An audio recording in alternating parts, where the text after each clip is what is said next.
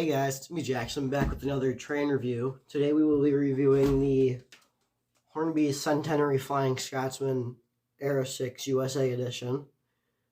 So yeah, let's get to it. So when you first open the box, it has a little sleeve that you pull off and you end up getting two. You have the sleeve and then you have the box itself. So when you open up the box, you will have, so it looks something like this. You have the bottom of the box, top of the box. You have text right here, the 100 years logo, Flying Scotsman itself, and then the years 1969 through 1973 on the bottom. So when you open it up, you have this piece of nice thick styrofoam. It's pretty firm.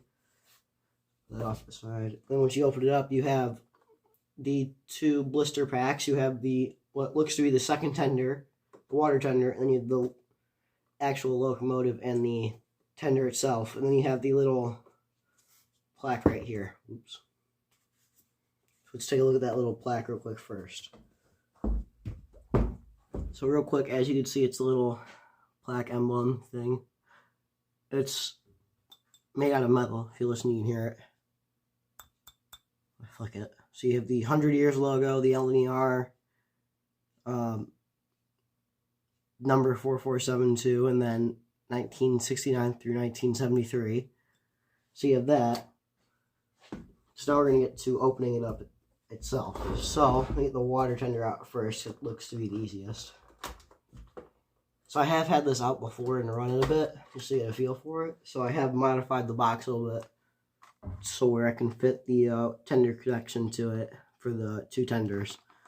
So just a regular blister pack. You pop it out,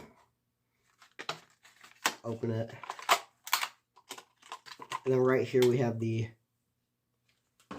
water tender. So it's it's a regular water tender for it. Numbers on the side. The lining is nice as the black and the white lining. You have the drawbar that I attached to it the other day, which is actually pretty secured on there with the base keeper plate. And you have the sprung buffers as well. If you look, the buffers are sprung. So let's put that off to the side real quick. I can jack up this blister pack real quick.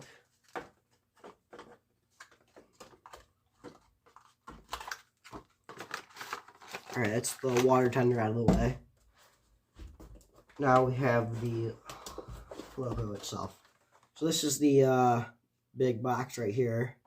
So let's take that out. There's a little detail pack on the top right there, as you can see. So right here we have the sleeve. So right here we have a little detail pack, as you can see right here. You have the wheel with the flanges. You have coupling, you have spare coupling, you have chain link couplings as well. You have the crew right there, as you can see. Directions on how to put stuff on there, and then you have the little sandblast pipe, the sanding pipes too. So let's open this up right here. So here we go. So it has all the features that you'd expect it to have. It has here it is right here. It has all the features the USA Tour one would have. It has the headlamp on the top. Let me flip it around real quick. It has the headlamp on the top, the bell, the whistle, and the cowcatcher, the Buckeye coupling right there. And actually, this one has different tender connections too. The old Hornby locos, they have the drawbar with the screws. This one just kind of clips in and out like that. It's just real easy. You have the little I don't know what to call this exactly. I think it's like a board or something, like a circuit board that connects the power from the pickups on the tender wheels to the loco. So you slip it on there like that. Real nice and simple. A lot easier than the old ones. Also, it appears the boiler is die cast, and I believe the footplate is die cast as well. You have the lining on it. All the lining on the frames is really nice too. You're going to see the lining on there. LNR text, the the I think it's British Railways Railways emblem. You have cab detailing in there as well, along with detailing on the tender as well. Forgot that a couple's easier. So yeah, we have that bit. Get that back together. Put that down. You can put back together this blister pack real quick.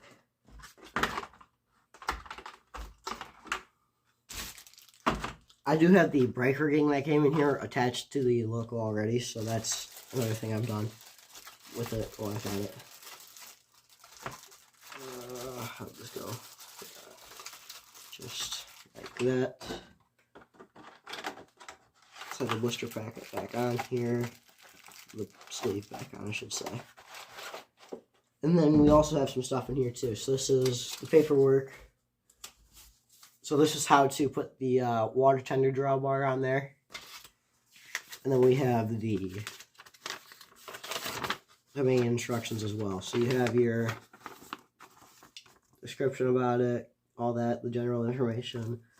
Then you have in the inside, you have your lubrication, all that, how to take apart the tender to get in there, how to take the cold load off, DCC, how it talks about the DCC and stuff like that.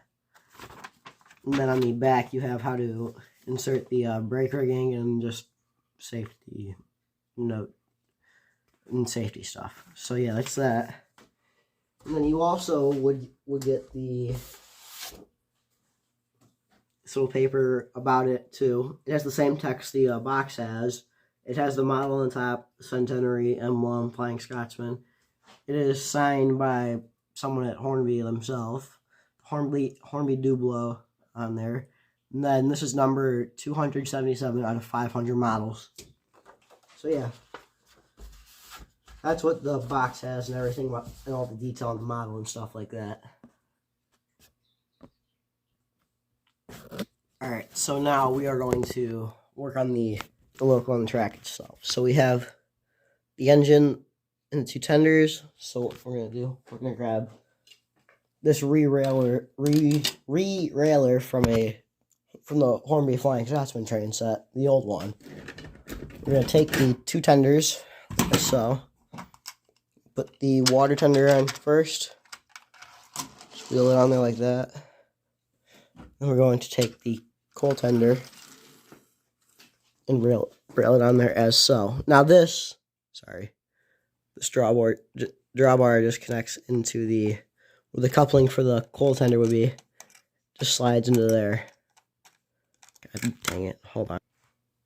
So yeah, as you can see, we have the tenders hooked up like so. You have the water tender hooked up to it. The front buffers on the water tender too aren't sprung. They're the only thing I have that's not sprung for buffers, at least. So we're gonna grab the loco. This piece of tape on my sweatshirt. Oops, hold on.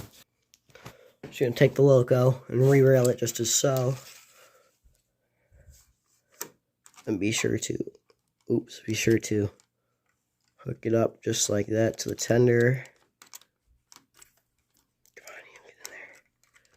God, this is difficult with one hand. Hold on. So like I said, you'd have it hooked up just like that. You have the Flying Scotsman nameplate on there too. All that. And then you have on top too, these little vents. They do actually open and close too, as you can see. So yeah, let's get to running it. So as you can see, when you run it, it does have the firebox glowing. So yeah, we're gonna turn on the power and see how it runs. So if you look inside the cab, try and get this. It's gonna be a little tough. You can see there's a firebox glow, and the front headlamp too actually lights up as well, which is nice. So let's go over here and run it back.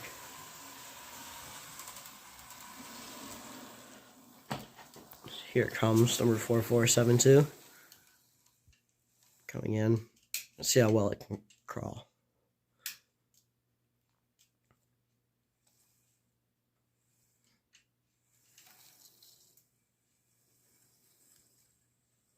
So it's a little choppy still. It's not properly been running yet because the track kind of ends there and over there. But it's still a good runner. I mean, it's smooth. Come back now.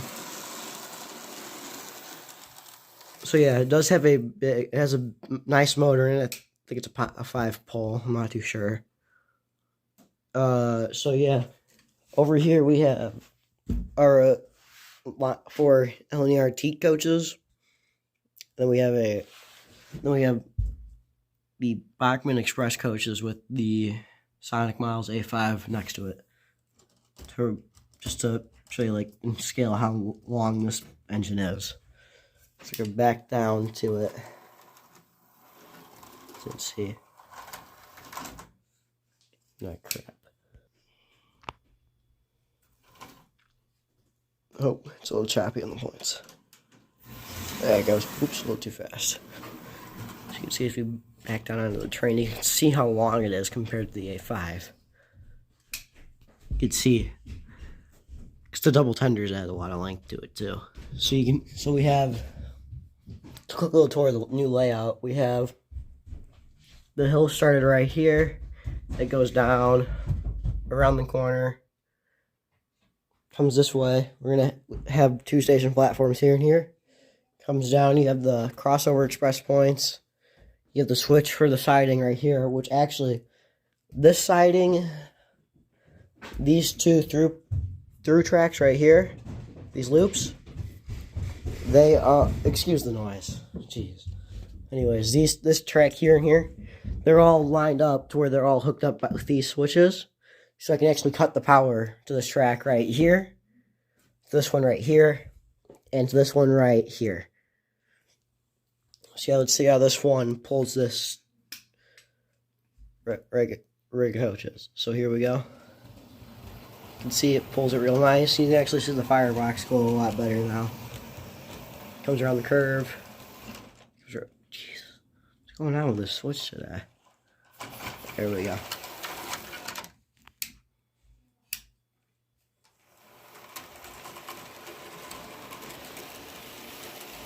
So as you can see, it pulls it real nice. That's what it looks like from the front. As you can see, it comes around the bend right here.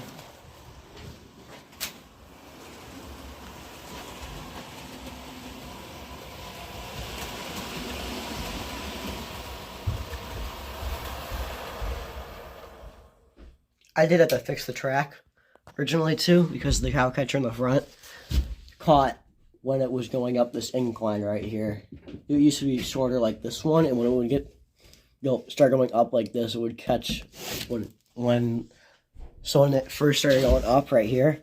The driving wheels would be here, and the cow catcher would be here, so it'd be relatively flat. It would catch right here. So anyways, let's back it down.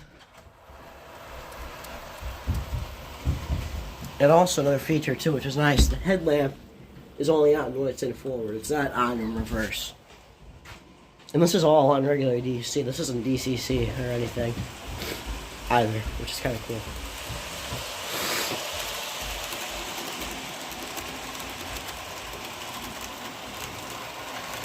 That would be it for today's review on the Hornby Centenary Flying Scotsman USA Tour Edition. But yeah, hope to see you guys again soon. Bye.